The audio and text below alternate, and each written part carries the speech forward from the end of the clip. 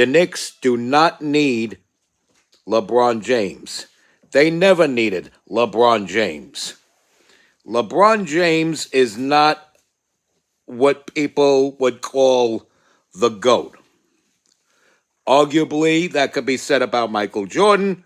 Arguably, that could be said about Wilt Chamberlain. But no way, no how is LeBron James the GOAT.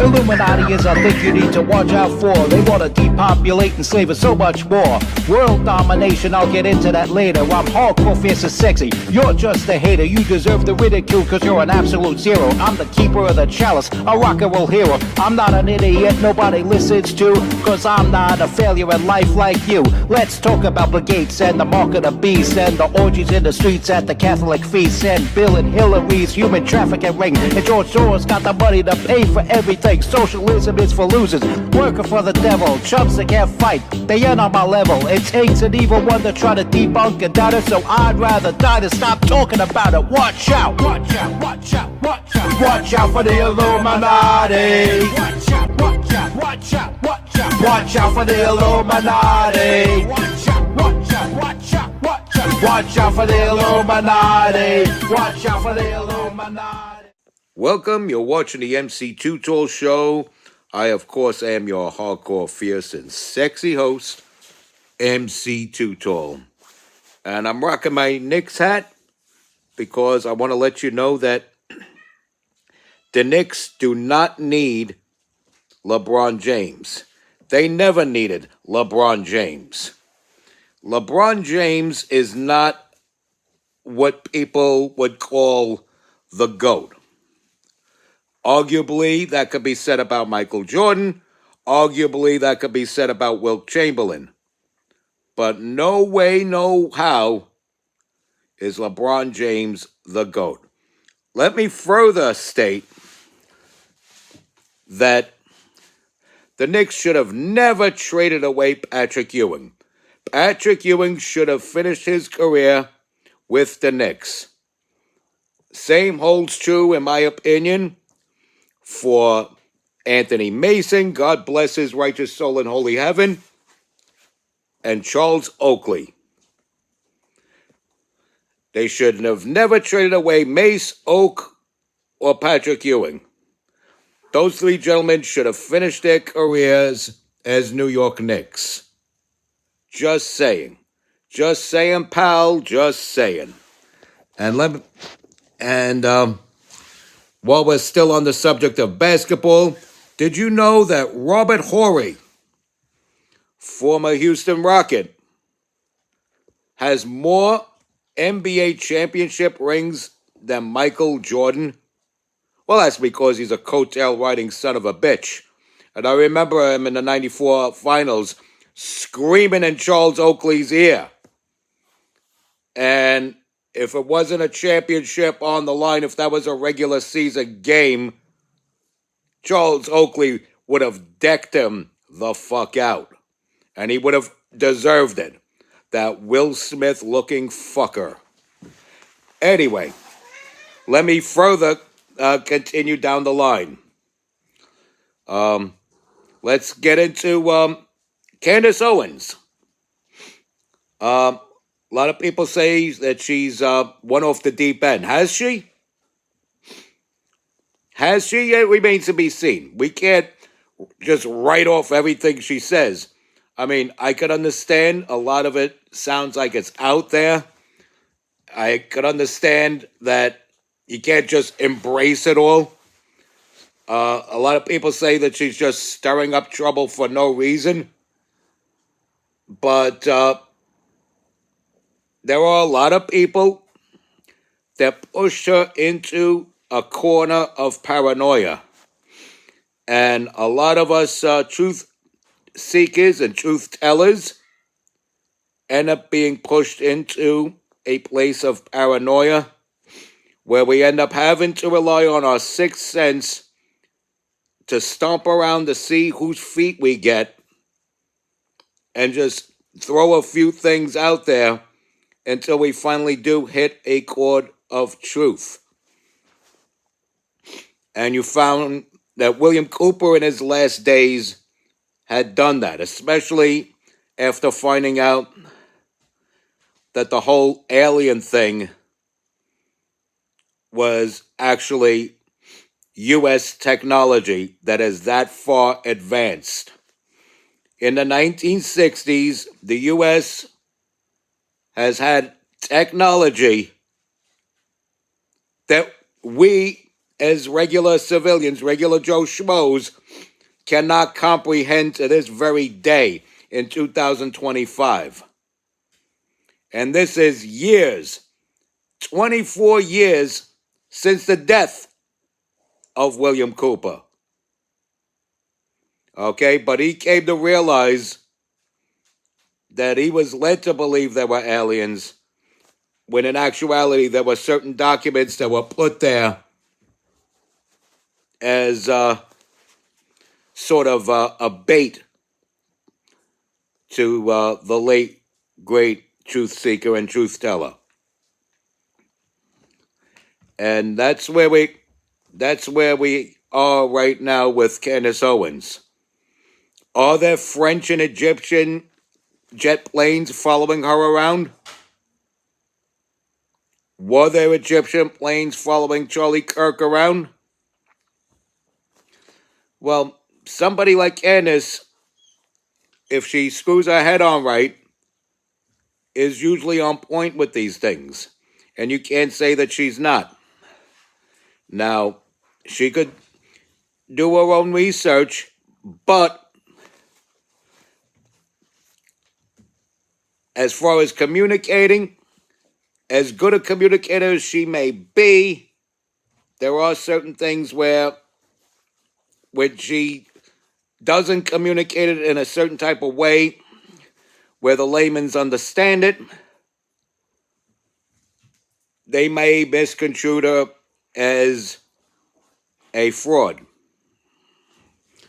Now, I'm not writing her off as a fraud, but at the same time, the case hasn't been presented in a way where we could just embrace everything she says as wholehearted truth either. What I'm saying is that she has been painted into a corner by whichever powers that be that are out to shut her up. And unfortunately, in some aspects, she may be playing right into it without even realizing it herself. And I understand the technique wholeheartedly. You stomp around to see whose feet you get, and you just say anything until you hit that chord of truth. You take what you suspect, put it out there, but you have to word it in a certain type of way.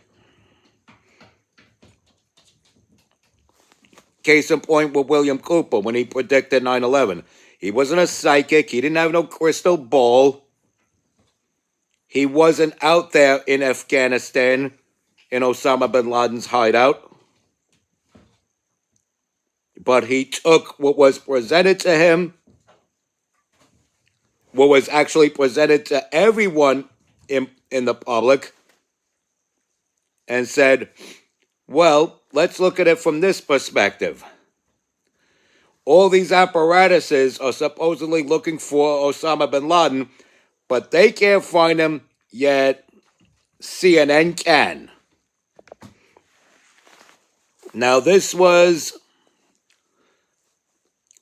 an outlet who 9 years earlier had interviewed William Cooper.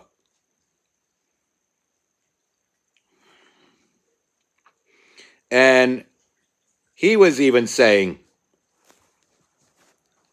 how does an American TV network, cable TV network, find this person that all these apparatuses are looking for? They don't put any kind of tracking device on the news crew to find him. He's saying all these things. He's going to do all these retaliatory things against the U.S. and Israel. He's an enemy of Israel, yet the Mossad couldn't find him. And nobody zaps him out of the mountainside to prevent 9/11 from happening. And he said, be prepared for a major event that they will blame on Osama bin Laden, but it won't be Osama bin Laden. It would be the Gestapo that's trying to take the guns away from the American citizens. And America is still alive because of our Second Amendment. Make no mistake about that. Make no mistake about that. And when they lambast Candace Owens, there's a lot there to agree to disagree with Candace on. I'm not saying, again, I'm not saying that somebody should jump both feet in and say, Candace is 100% right. Look things up on your own to determine that. But I don't see anything condemnable about her. I don't see anything disgusting about her. I think it was wrong for Ben Shapiro, while Candace was still with the Daily Wire, to say that she's disgusting. You're supposed to stick up for the person and say, well, I don't fully agree with Candace Owens. This is how I feel. And she's entitled to her opinion that does not quite match mine. That's how I would have handled it. And to be honest, I happen to have agreed with Candace Owens and her frustration and outrage over Nikki Haley prioritizing another country over the United States. Doesn't matter what that country is. That country could have been Italy, Poland, Germany, or France, for all I care. It's another country outside of the U.S. that Nikki Haley was prioritizing over the U.S. But because that country happened to be Israel, people take it from a holy aspect and act like she's condemning something holy for simply saying Nikki Haley should not prioritize some other country over the United States. Follow what I'm saying there. I don't believe Candace Owens to be an anti-Semite. I really need to see hell of a lot more proof over what seemed to be paranoid statements about Charlie Kirk's widow and the crew over at Turning Point. But it's not the first time that an organization turned on the person that was the very face of that organization. Look what the Nation of Islam did to Malcolm X. Look what the Brotherhood of Teamsters did to Jimmy Hoffa. So it's not uncommon for an outfit that someone either founded or helped build into greatness turn against that certain someone. It's not uncommon. But again, I still need more proof that happens to be the case with Charlie Kirk and Turning Point USA.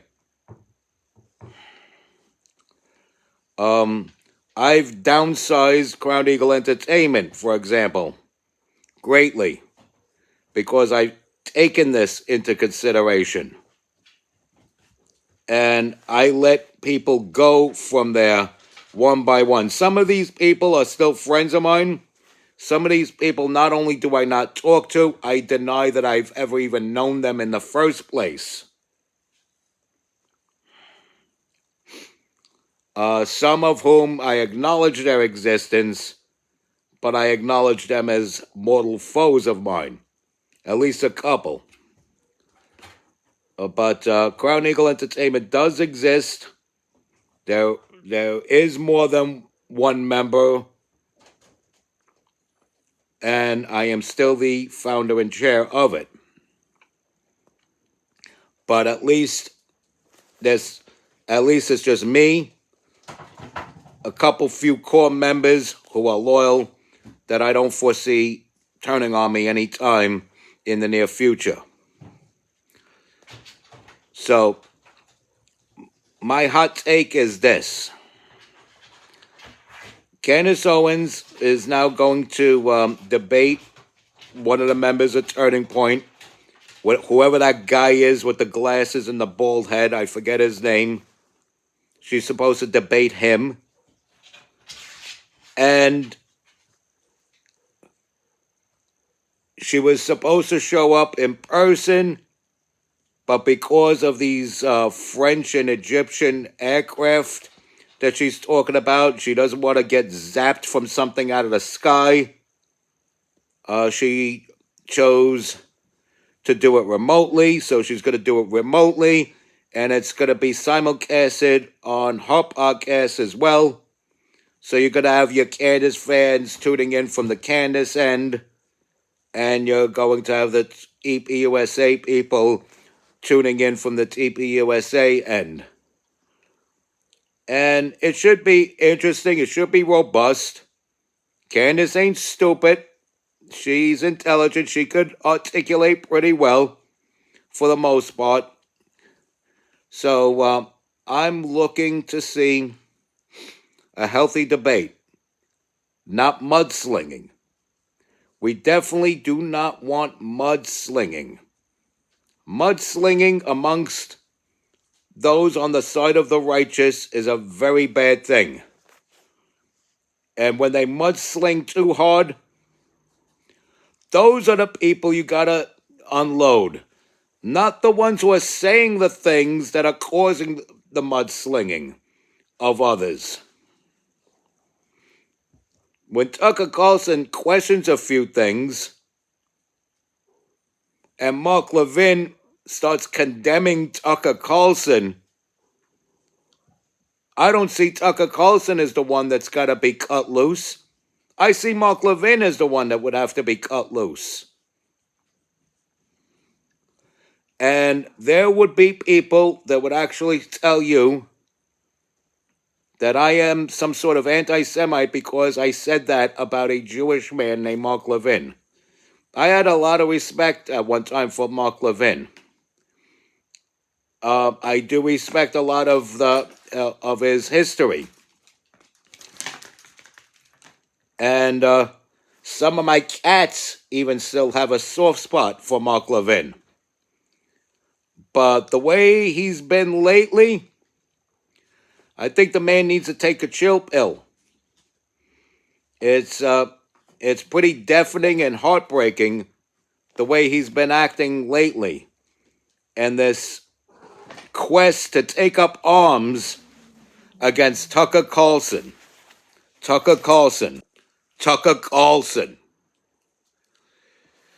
And there's where the problem lies, folks. There's where the problem lies. Lots of mudslinging from the side of the righteous. Mudslingers are not righteous. They're mudslingers. And it's, as I said, deafening and heartbreaking. But regardless of how they were in the past, if they are presently mudslingers, and I know it hurts you more than it would hurt them, you gotta cut them off. So combine what I said there about Mark Levin with the fact that I wear an iron cross and call my boots shit kickers, you have the recipe for making up some story that John Krantz is some sort of anti-Semite, that MC Too Tall is some kind of ghetto Nazi. I'm just a guy that makes a few rap songs and roasts liberals on YouTube. And classism goes against God. Elitism goes against God. Why do you think I despise liberals? They're elitists. Respect God, watch out for the Illuminati. Like, follow, share, comment, subscribe. Stay strong, keep kicking that slang. It's your boy in the building, hip-hop legend, recording engineer, underground rock and roll hero, your hardcore, fierce, and sexy host that is never gross, MC Too Tall. You be safe out there.